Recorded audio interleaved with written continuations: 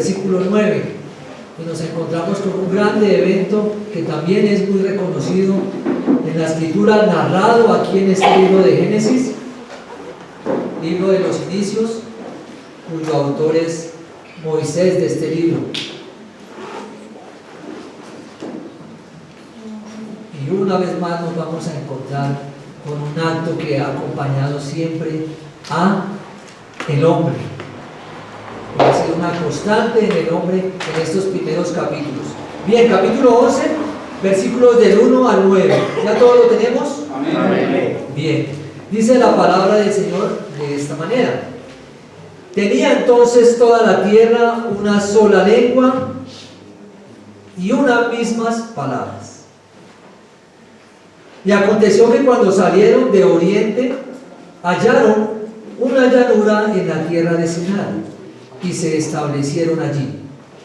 Y se dijeron unos a otros: vamos, hagamos ladrillo y cosámoslo con fuego.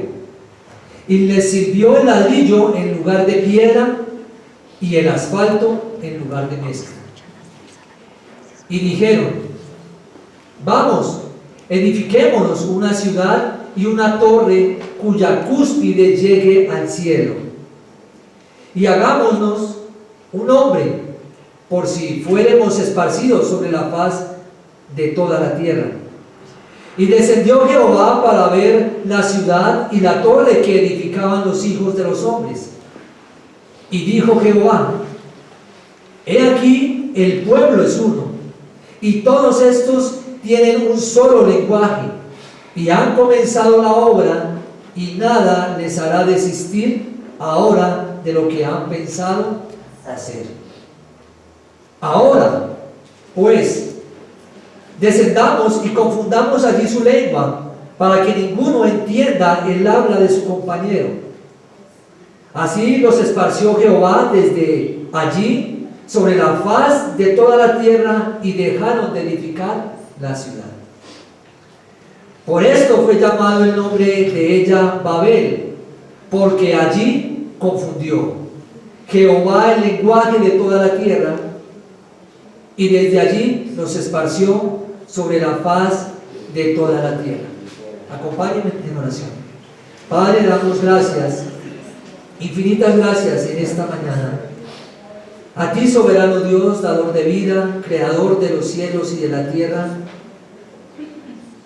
y que por medio de su palabra se revela al hombre. Damos gracias por la bendición que nos has dado de poderte conocer, y por la bendición que nos permites ahora tener de poder ampliar ese conocimiento en las Escrituras por medio de tu palabra, mi amado Dios.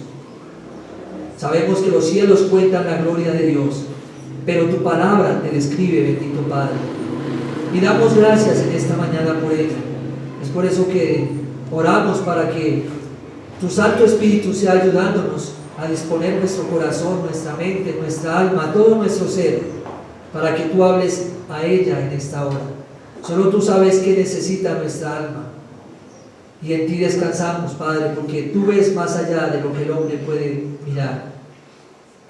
Gracias por tu palabra que nos consuela, nos exhorta y nos edifica. Y oramos para que quien, sino tu Espíritu Santo, sea ministrando en esta mañana a nuestras almas, trayendo refrigerio, trayendo esperanza, trayendo también, Dios, lo que tú demandas de nosotros. Damos gracias en el nombre de Jesucristo, tu Hijo. Amén. Amén.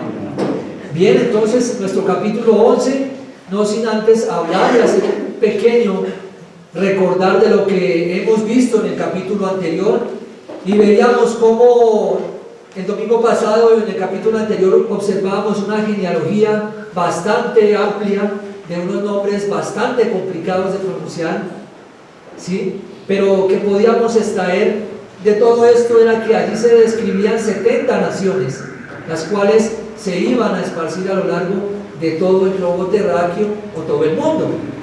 Y ahí estábamos describiendo en esos capítulo 10 todas estas naciones con algunas características que se daban en alguno en especial. Esto lo podíamos ver en el capítulo 10 y podíamos también observar cómo al transcurrir de este capítulo vemos que los nombres son intercambiados o son cambiados de lugar. Esta descripción que se hace en el capítulo 10 viene de la demanda que Dios ha hecho a Adán y a Noé de llenar la tierra, de procrear, de fructificar. Y ahora ese mandato estaba recayendo en el capítulo 10 sobre los hijos de Noé, que eran Cam, que era en el orden del capítulo era Sem, Cam y Jafet. Pero vemos que al transcurrir ese capítulo, esos nombres son invertidos y pasa a describirse primeramente a Jafet, luego se va a describir a Cam y luego se va a describir a Sem. Porque es Dios mismo y el autor, Moisés, Dios usando a Moisés, en quien desea que fijemos nuestra mirada, en Sem, porque de allí es donde viene el linaje, la esperanza para el mundo que es el Mesías. No sin antes, obviamente, para poder llegar al Mesías, nos va a describir a Abraham, a Isaac y a Jacob, para poder más adelante, años más adelante, siglos, mostrarnos al Mesías, al Salvador del mundo. Y eso lo podíamos ver entonces en el capítulo 10.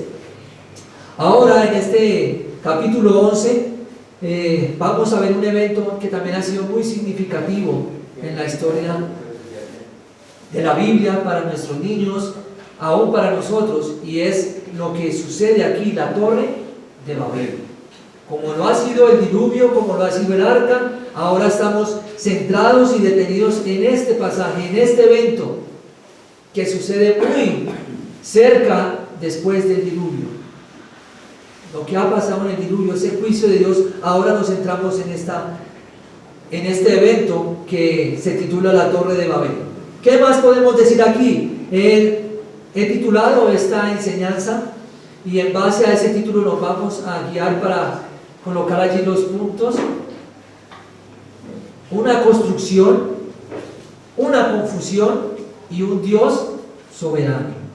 Una construcción, una confusión y un Dios soberano, que serán nuestros mismos encabezados al transcurrir y caminar por este pasaje. Lo primero que vamos a encontrar entonces acá es una construcción que vamos a estar observando desde el versículo 1 hasta el versículo 4. Y se nos dice, como leíamos allí, que tenía entonces toda la tierra una sola lengua y unas mismas palabras. Esto es lo primero que nos va a describir Moisés en ese momento. Lo que nos está describiendo en este texto, después de lo que ha pasado en el diluvio, es que todos los que estaban habitando allí tenían una misma lengua, unas mismas palabras. Esto es lo mismo que decir todos tenían un mismo idioma, todos se entendían. No importa de qué lugar fuesen, de qué familia viniesen, lo importante era que todos se entendían lo que hablaban, porque sus palabras eran las mismas. Y un comentarista dice: la unidad de la lengua de toda la raza humana viene de la unidad de su descendencia de una sola pareja. ¿Por qué había un solo lenguaje? ¿Por qué había un solo idioma? Porque venían de una misma descendencia, de una pareja. Adán y Eva, viene la población, peca ante Dios, se revela, viene el juicio, queda Noé y queda su esposa, quedan sus hijos con sus esposas y sigue el mismo idioma, el mismo lenguaje. Esto es lo que primero nos comienza a describir entonces el autor de este libro en este capítulo 11 y en este evento en particular. Ahora tenemos el versículo 2 y el versículo 2 nos dice: y aconteció que cuando salieron de oriente hallaron una llanura en la tierra de Sinar y se establecieron allí. Y ahí vamos a profundizar, vamos a acabar un poco más, porque se nos dice en el texto que salieron de oriente, fueron hacia el oeste, están en el oriente, ¿sí? Occidente, oriente, oeste, este, así para ubicarnos. Entonces se nos dice acá que salieron de oriente. Quiere decir que tomaron hacia el este Y esto, como lo dice un predicador y comentarista, y lo cual me llamó la atención, es muy importante y nos debe a nosotros desde ahora, desde este versículo, a poner en alerta. Debemos colocarnos en alerta desde esta descripción que da aquí Moisés. ¿Por qué? Por varias razones. Primero, porque debemos tener en cuenta que al este, el oriente, fue de allí donde fueron enviados Adán y Eva cuando pecaron.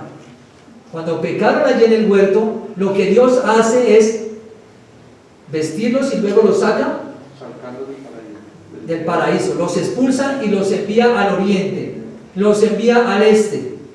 No solamente pasa esto, también en el oriente o en relación con el este o oriente, que es lo mismo, vemos que Caín mata a Abel. Y cuando Caín mata a Abel, Dios en su juicio envía a Caín más al este. ¿Sí me hago entender? ¿Sí ven esa relación que vamos a tener allí en el oriente?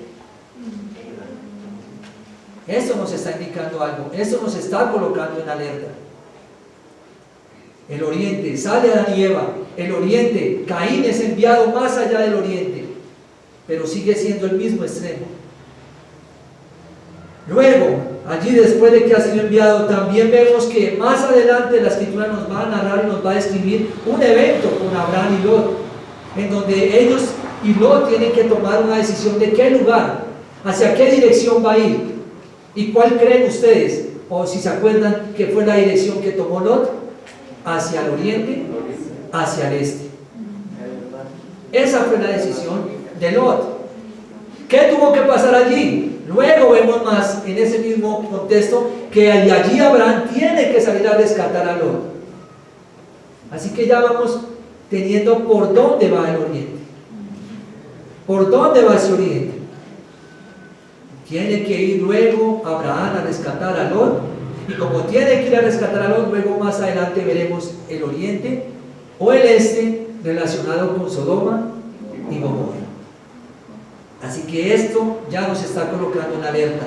Esto ya nos está anunciando que las cosas no van por buen camino. Aquí ya nos estamos dando cuenta de esto. No solamente vemos que se nos dice y se nos describe un lugar, un sector, un costado de las 4 longitudes, sino que además de eso se nos dice que hallaron una llanura en la tierra. Hallaron una llanura en la tierra de Sinar. Pero ¿quiénes habitaban en esa tierra de Sinar? Dice que fueron al oriente y allí encontraron un lugar llamado Sinar. ¿Quiénes habitaban allí? Vamos ahí a Génesis, ahí cerquita, Génesis 10:10. Génesis 10:10, ahí pueden dar la vuelta a su hoja sin quitarse del capítulo 11. Y vamos a encontrar entonces que ahí se nos dice: y fue el comienzo de su reino Babel, Erech, Akkad y Calne en la tierra de Sinar. Ahí lo encontramos.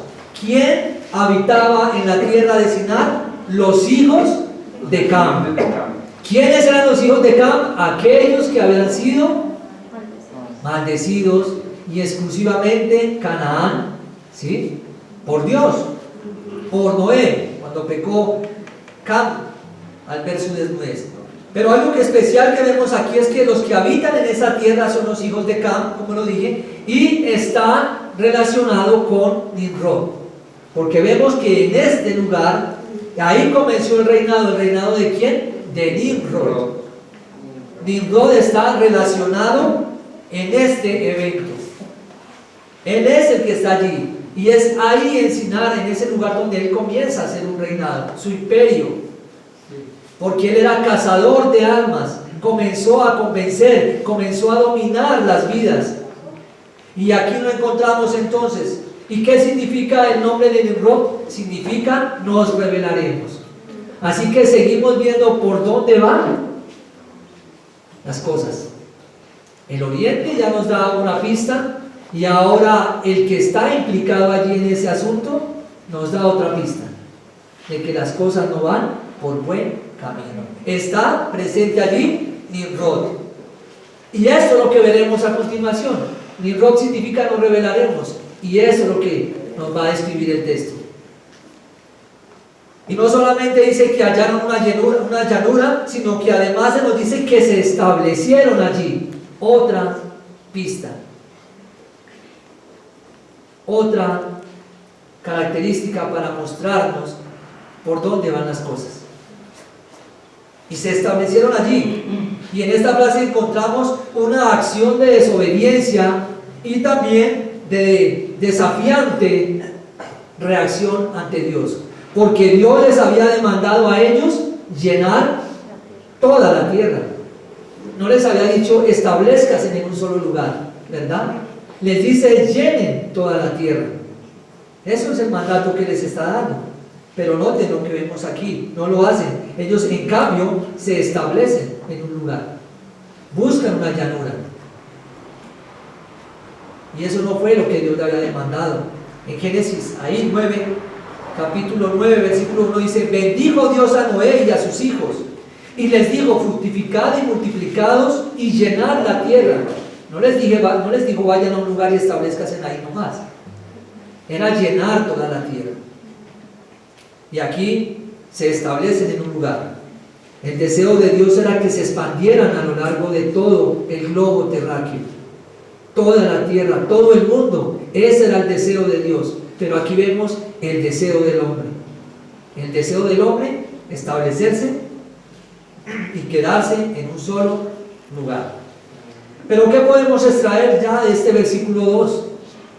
Ya podemos ver algo y una luz. Que esto muchas veces es el reflejo de lo que nosotros hacemos. Dios demanda una cosa, Dios demanda una acción de nosotros, ¿y qué recibe a cambio Dios? Lo contrario. Dios les dice: vayan, llenen la tierra a estos, y ellos se establecen en un lugar. Dios nos demanda a nosotros hacer algo y hacemos completamente lo opuesto, lo contrario. Y esto no solamente nos pasa a nosotros, le pasó a Pablo. Aún una de las luchas de Pablo era el de obedecer a Dios. ¿Por qué? Él tuvo que luchar con el pecado como nosotros. De allí que él diga en Romanos 7:19: porque no hago el bien que quiero, sino el mal que no quiero, eso hago. Era una lucha. Pero no quiere decir que porque es una lucha constante voy a dejarme dominar a desobedecer lo que Dios demanda. Debo esforzarme y debo combatir contra aquello que me está llamando a pecar para obedecer a Dios. Y aquí lo vemos de esta manera, y es lo que trae aplicación a nosotros. Eso es lo que nos lleva estos primeros versículos a preguntarnos: ¿en base a qué estamos tomando nuestras decisiones? ¿En base a qué estamos viviendo? ¿En base a la voluntad de Dios? ¿A lo que Dios desea quiere que hagamos? ¿O a lo que nosotros deseamos y queremos?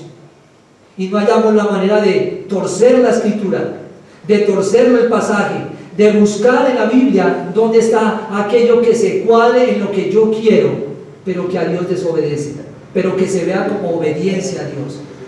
Y muchos pecamos,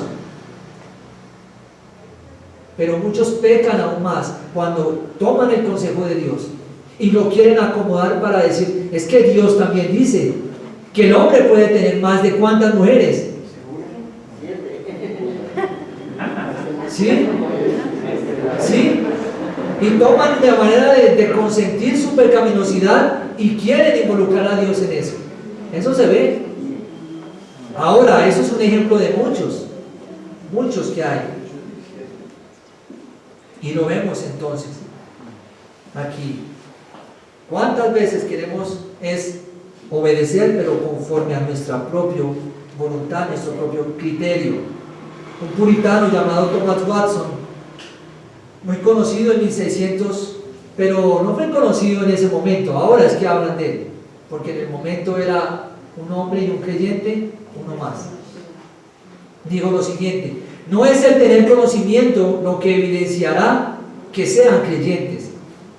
El diablo tiene conocimiento, pero le falta obediencia, y eso es lo que lo convierte en un demonio.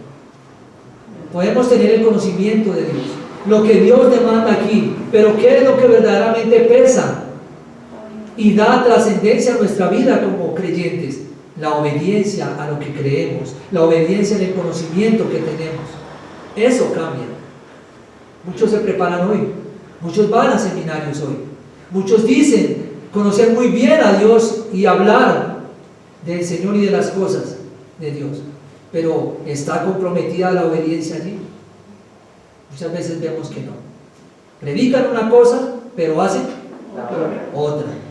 Conocen lo que Dios demanda, pero quieren torcer la Escritura para hacer y lograr lo que ellos quieren, colocando a Dios de por medio. Vemos falsas doctrinas, falsos movimientos centrados en esto, en tomar la Escritura y manipularla a su antojo. Por eso es importante conocer al Dios de la Biblia, su concepto, su consejo, y nosotros estar allí en obediencia. Versículo 3 continúa en esta parte donde se nos habla de una construcción. Y se dijeron unos a otros: vamos, hagamos ladrillos y cosámoslos con fuego. Y les sirvió el ladrillo en lugar de piedra y el asfalto en lugar de mezcla. Algo más que encontramos aquí es la iniciativa que hay en ellos en cuanto a hacer ladrillos. Cuando hablamos de ladrillos en la Biblia, ¿con qué lo relacionamos? Ya que conocemos, obviamente, la Escritura y algunos pasajes. ¿Con qué lo podemos relacionar? Egipto, el pueblo de Israel, esclavizado allí. Y ahí podemos entonces relacionarlos con Egipto y con Babilonia. Estas ciudades, estas naciones que hacían sus edificaciones con ladrillo. Así que esto nos da otra pista por dónde van las cosas, ¿no? Oriente, ¿qué más nos dice? Hablábamos, el oriente, Sinar, Nimrod, los hijos de Cam están allí relacionados, y ahora se nos dice ladrillos, algo que identificaba a unas naciones paganas, Egipto y Babilonia. Allí fueron esclavizados los israelitas. Estas naciones tenían la costumbre de hacer ladrillos, coser ladrillos y en sus ladrillos colocar los nombres de sus reyes. ¿Para qué? Para indicar de que ahí, ¿quién era el que dominaba? Un hombre, el rey. Está relacionado.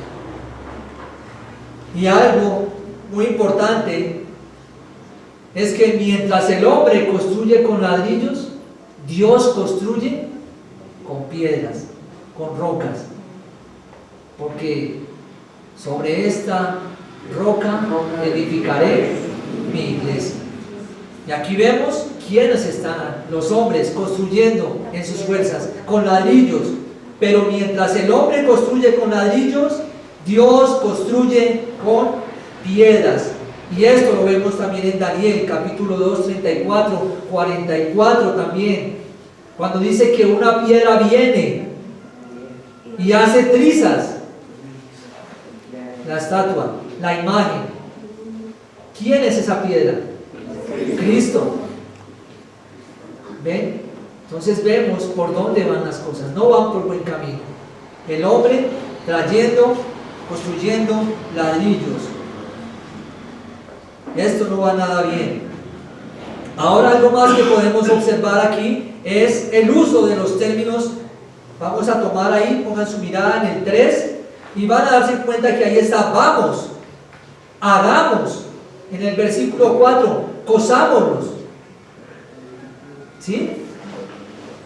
No, en el mismo 3, cosámonos, edifiquémonos, hagámonos. ¿Y esto qué es? Nada más deja en manifiesto que la voluntad que está allí intrínsecamente relacionada es la del hombre, no la de Dios. Ellos son mismos los que están llevando a cabo este pensamiento, esta acción. Ellos, solamente ellos. Vamos, hagamos, cosámonos, edifiquémonos, hagámonos. Dios no está allí. No es la voluntad allí. Es la voluntad del hombre en contra de la voluntad de Dios. Pero ¿qué más nos dice el texto? Edifiquemos una ciudad. Y el construir una ciudad no era nada novedoso ahí. En estos primeros 11 capítulos no hay nada novedoso en una ciudad construida, porque ya había un hombre que había construido una ciudad, y ese hombre era Caín. Cuando Dios envía su juicio a Caín, cuando Caín mata a Abel, Dios da un juicio a Caín, y en ese juicio le dice que él sería un extranjero y que él sería un forastero, un errante. ¿Y qué es lo que hace Caín? Una ciudad. Eso es lo primero que él hace, y lo van a encontrar ahí en el capítulo 4, versículo 17. Así que no es novedoso una ciudad, ya lo habían hecho, ya lo había hecho Caín antes del diluvio. Pero ahora lo que sí es importante y lo que sí es novedoso es que hay una ciudad, y con esa ciudad hay una torre. Eso es lo que nos dice el texto. En el versículo 4, y dijeron: vamos, edifiquemos una ciudad y una torre. Ahí está la torre. Entonces podemos ver que esta torre hace relación en unos hallazgos arqueológicos en la antigua Mesopotamia a unos edificios, unas torres, unas edificaciones altas llamadas sigurat. Esos lugares eran colocados por niveles y escalonados, que daban la vuelta, escalonados, y iban hasta una cima. Y ya se pueden imaginar que había en la cima altares. ¿Y qué adoraban allí, en estos lugares? Los astros. Es de allí donde viene la astrología. Empiezan los hombres a contemplar en esos lugares los astros, a colocarles nombres, y empiezan a colocarles también idolatría. De allí viene la astrología.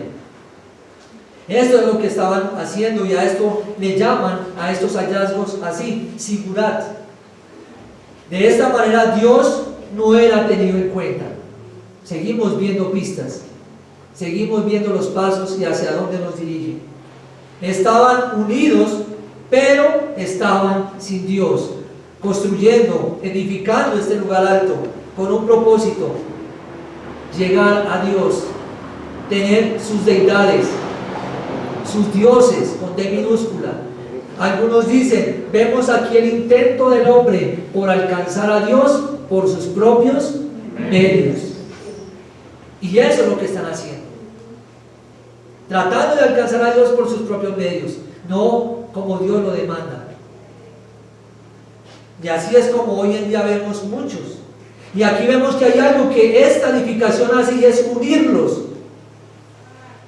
Y hoy se habla de uniones, hoy se hablan de alianzas, hoy se hablan de coaliciones, hoy se habla de tantas cosas con un propósito, pero ¿cuál es el fondo? Que Dios no está allí presente.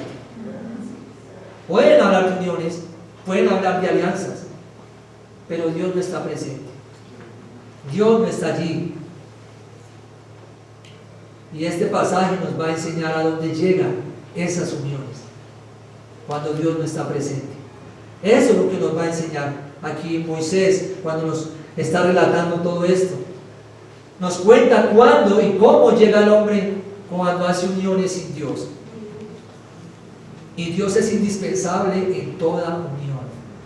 Dios es indispensable en la familia. Dios es indispensable en la pareja. Dios es indispensable con todo aquel o todo lo que usted desea hacer en su vida.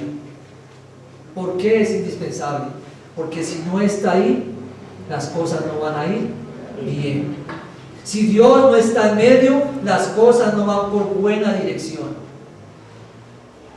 Por eso estoy hablando en estos momentos que hay de elecciones, y muchos hablan de estas uniones y con grandes y buenos propósitos, pero no está Dios allí. Solo hombres, pensamientos de hombres. Pero ¿qué de nosotros en el hogar? Si Dios está con nosotros, si Dios es primero en nuestra unión, vamos a ver entonces que el hogar va a marchar bien. La comunión con nuestros hijos van a estar bien, porque hay principios bíblicos, es la palabra de Dios. Si estás bien con Él y en comunión con Él, vas a estar bien con tu familia. Si tu comunión con Él no está bien, todo será un desastre. Y hoy en día lidiamos con desastres porque un día decidimos hacer uniones sin la voluntad y sin el concepto de Dios. Y ahora, ¿qué nos queda? Bajo el concepto de Dios, corregir. Pero ya, obviamente, en ese proceso hay lágrimas, en ese proceso hay dolor. Pero, ¿lo buscó Dios para usted? No, fue usted tomando decisiones.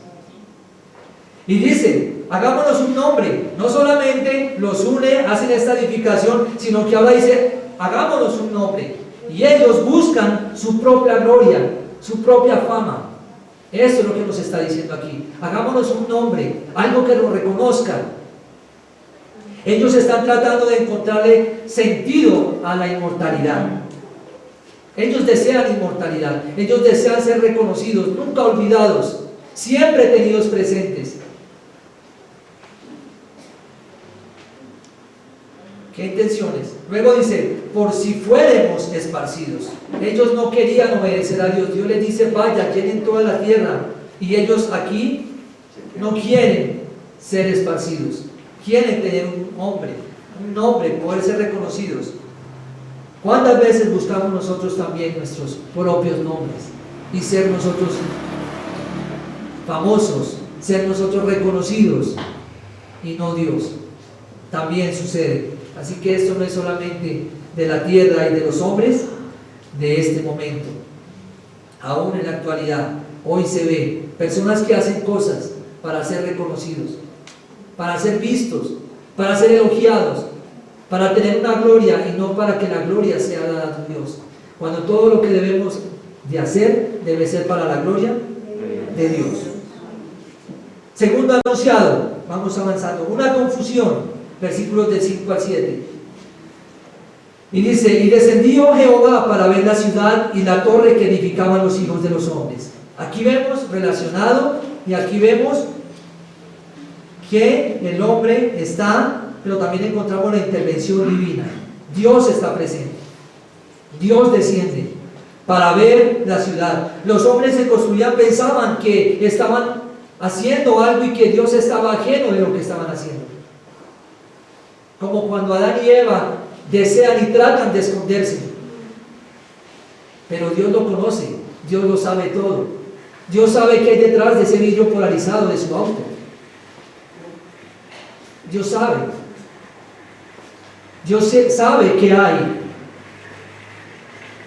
cuando usted cierra la puerta y está a solas. Dios sabe qué hay cuando usted sale de su casa y su esposa no lo ve. Dios sabe cuando usted, hijo, joven, sale de su casa y sus padres no lo ven. Dios lo sabe todo. Y aquí Él está interviniendo. Los hombres construían pensando que su trabajo estaba a espaldas de Dios, pero el Dios omnisciente sabía todo lo que estaba ocurriendo. Así como cuando Adán y Eva tratan de huir. Ahora, versículo 6. Se nos dice, y dijo Jehová, he aquí el pueblo es uno, y todos estos tienen un solo lenguaje, y han comenzado la obra, y nada les hará desistir ahora de lo que han pensado hacer. Nada les hará desistir. Nada les hará ir y llevar más allá del pecado, porque eso es lo que quiere decir. Cuando usted comete un pecado, no va a tardar en que ese pecado lo lleve a otro pecado. Evidencia, ilustración tenemos a David. Miró, y esa mirada lo llevó a otra cosa. Y esa otra cosa lo llevó a un asesinato. El pecado es como pisar una piedra resbaladiza. El pecado es como ir por una peña donde solamente hay esto que es como lama que lo hace resbalar. Así es el pecado. Y aquí está ese musgo que hace resbalar. Y esto es lo que nos está diciendo, nada los haría desistir. Dios está viendo esto. Dios sabe hasta dónde va a llegar el pecado del hombre. Dios sabe hasta dónde iba esa edificación, esa unión. Y el versículo 7 nos dice, ahora pues descendamos. ¿Qué podemos escuchar aquí? Lo mismo que oímos cuando dice que hagamos. la Trinidad, ahí está relacionada. Como el hombre se unió y está unido para hacer y perseverar en su pecado, en esa desobediencia a Dios, aquí también vemos la pluralidad divina, Padre, Hijo, Espíritu Santo, interviniendo para que se haga la voluntad divina. Y es por eso que encontramos aquí. Dios tiene que intervenir, como en todos los casos tuvo que intervenir. Cuando Adán y Eva pecan, ¿quién interviene? Dios. Envía una promesa, Génesis 3:15, pero también hay un juicio para Adán y Eva. Vuelve y crece todo, y vuelven los hombres a pecar, y viene Dios y tiene que hacer presencia, Caín y Abel. Luego viene el diluvio, y Dios tiene que hacer presencia porque la maldad de los hombres continuaba. Ahora aquí, ¿la maldad del hombre continúa? Sí. ¿La presencia de Dios debe continuar? Sí. ¿Debe intervenir? Sí. ¿Y para qué interviene? Versículo 8. Ahora nos habla aquí de la confusión, en el 7, perdón, el mismo 7. Viene para que los confundan, viene para que eso no continúe, para hacerlos desistir. Y es por eso que ahí se dice, su lengua, su idioma es confundido, para que ninguno hable con su compañero y se entienda. Y es por eso, a causa de eso es que hoy en día nos cuesta entenderle a otros de otras naciones.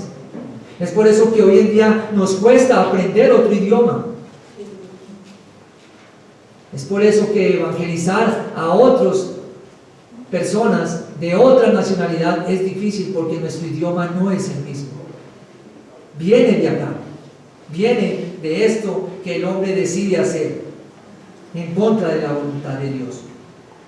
Ahora, el versículo 8 y tercero y último anunciado, un Dios soberano. Así los esparció Jehová desde allí sobre la faz de toda la tierra. ¿Quién los esparce? Dios. ¿De quién es la soberanía? De Dios. No es el hombre que se confundió y dijo, no, nos tocó desistir, no podamos. No, Dios determinó que debían desistir y genera el medio para que lo hagan. Es allí donde entonces vemos que fue Dios mismo quien lo hizo y el hombre tuvo que fracasar en ese intento. De manera soberana Dios cumple y los esparció. Dios cumple lo que había decretado.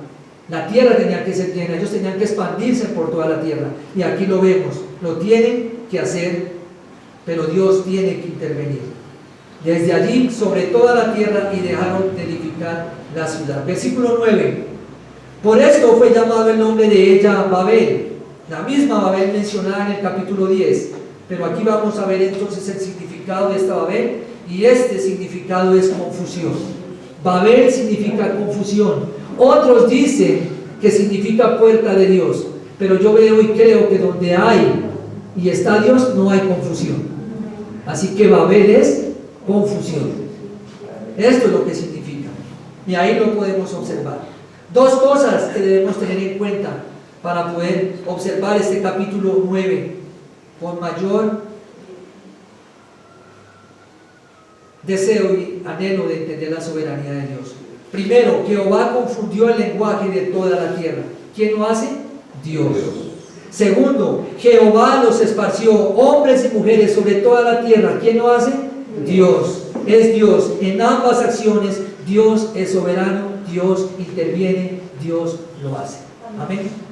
Como conclusión, en esta mañana, y en base a lo que hemos podido observar en este pasaje y texto, primero, ¿cómo estamos parados frente a las demandas de Dios? Examínese. Vaya al Señor si es preciso y pida perdón si le ha exigido a usted santidad, si le ha exigido obediencia, y cómo usted está parado ante eso. No coloque las condiciones, porque a veces decimos, no, es que por culpa de él, por culpa de aquello, por culpa de ella. No. ¿Qué le ha demandado Dios a usted y no ha hecho? Segundo, ¿hay en nosotros un deseo malintencionado de hacernos un gran nombre, cuando todo lo que debemos de hacer es engrandecer el nombre de Dios? Nosotros somos polvo y al polvo volveremos. Y Dios es Dios. nos envíe a donde nos quiera enviar, Dios no deja de ser Dios. Sane o no sane, Dios no deja de ser Dios. Prospere o no prospere, Dios no deja de ser Dios. Y por último, leo una conclusión, un comentarista que me llamó mucho la atención. Dice: por supuesto que el babilonianismo está extendido por toda la tierra, la idolatría, la negación de la palabra de Dios y el satanismo.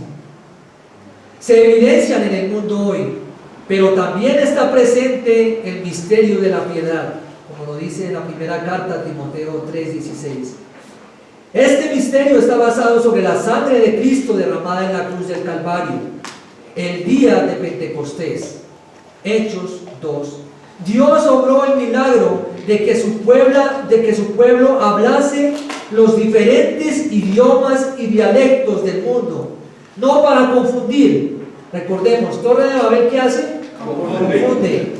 Y en Pentecostés, con otro propósito, aclarar. Y miren lo que dice: Dios obró diferentes idiomas.